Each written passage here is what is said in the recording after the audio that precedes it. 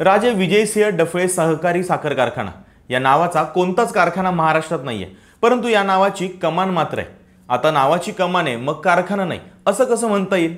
तर वाद इथूनच सुरू झालाय। याच नावाच्या पाठीवरून सध्या राजकीय धुळपेक सुरू झाली।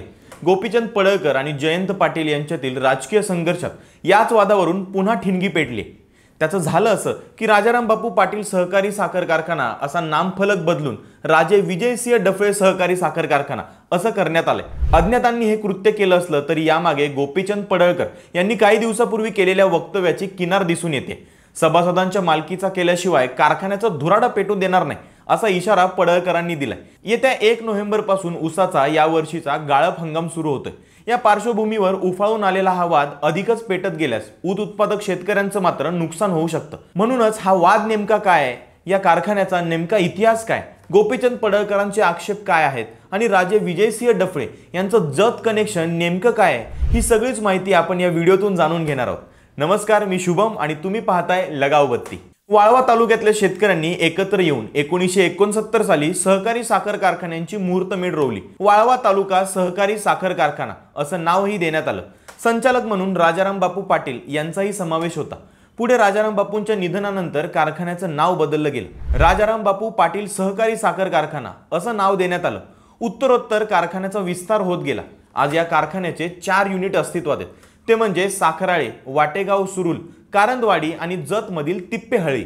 या 4 युनिटपैकी सध्या ज्यावरून वाद सुरू झालाय ते 4 नंबरचे युनिट म्हणजे तिप्पेहळी येथील युनिट। एकूणच साखर कारखानदारीतल्या अनागोंदीवर भाष्य करीत पडळकरांनी या युनिट संबंधी काही आक्षेप घेतलेत। व्यवस्थापनातील असलेली विसंगती आणि जत तालुक्यावर झालेला अन्याय पडळकरांनी बोलून दाखवलाय। आता आक्षेपाचे मुद्दे पाहायचे झाल्यास त्यांच्या मते कारखान्यात काम करणारे कामगार हे बाहेरचे, भूमिपुत्रांना रोजगारापासून वंचित ठेवलं गेलंय। कारखाना परिसरातून काढलेल्या कालव्याच्या कामातून कोट्यवधी रुपये काही मोजक्याच लोकांच्या खिशात गेल्याचं पडळकरांचं म्हणणं आहे। यासोबतच 100हून अधिक ऊस वाहतूकदारांकडे कारखान्याचे काही कोटी रुपये थकीत असून त्याची वसुली केली जात नाही असे सगळे आक्षेप नोंदवत सभासदांना योग्य ते प्रतिनिधित्व दिलं जात नसल्याचं कारण देत पडळकरांनी कारखान्यांचं धुरांडेच पेटून देणार नसल्याचं म्हटलंय। आता मुळात सांगली, सातारा, कोल्हापूर हा ऊस उत्पादक पट्टा साखर कारखानदारी आणि त्याभोवतीचं राजकारण यामुळे नेहमीच चर्चेत असतो।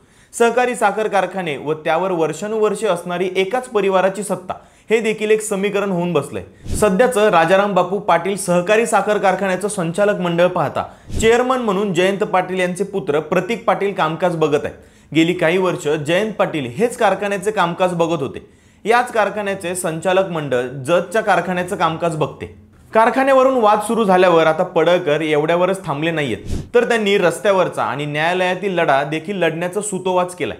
प्रस्थापितांविरोधातील लढाई असं ते म्हणत असून केवळ जयंत पाटील यांनाच टार्गेट करण्यामागे आगामी स्थानिक स्वराज्य संस्थांच्या निवडणुका देखील कारणीभूत असल्याचं बोललं जातंय। सांगली जिल्हा परिषदेवर सत्ता मिळवण्यासाठी महायुती आणि महाविकास आघाडी दोन्हींकडून जोरदार प्रयत्न सुरू आहेत। त्यातच पडळकरांच्या विरोधातील नेत्यांना, गटातटांना एकत्र आणण्याचं काम जयंत पाटील करतात।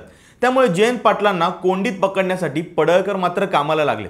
त्यांनी धुराडा पेटू न देण्याचं केलेलं वक्तव्य आणि त्यानंतरच्या काही दिवसात कारखान्याचं बदललं गेलेलं नाव हा कावळा बसायला आणि फांदी तुटायला एकच वेळ असं मात्र म्हणता येणार नाही। नुकतंच कारखाना प्रशासनानं ही पाटी काढून टाकली।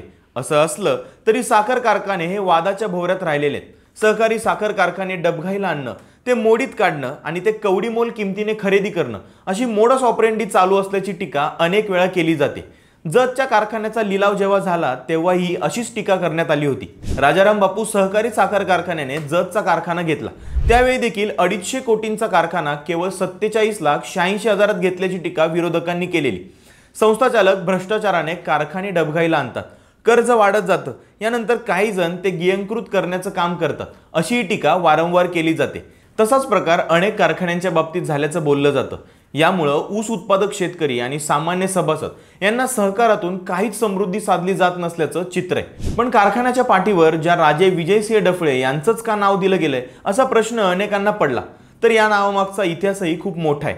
ब्रिटिश काळात जत हे छोटंसं संस्थान राहिलेलं आहे। राजे विजयसिंह डफळे हे जत संस्थानाचे शेवटचे शासक होते। त्यांनी 1928 ते 1948 या काळात इथं राज्य केलं।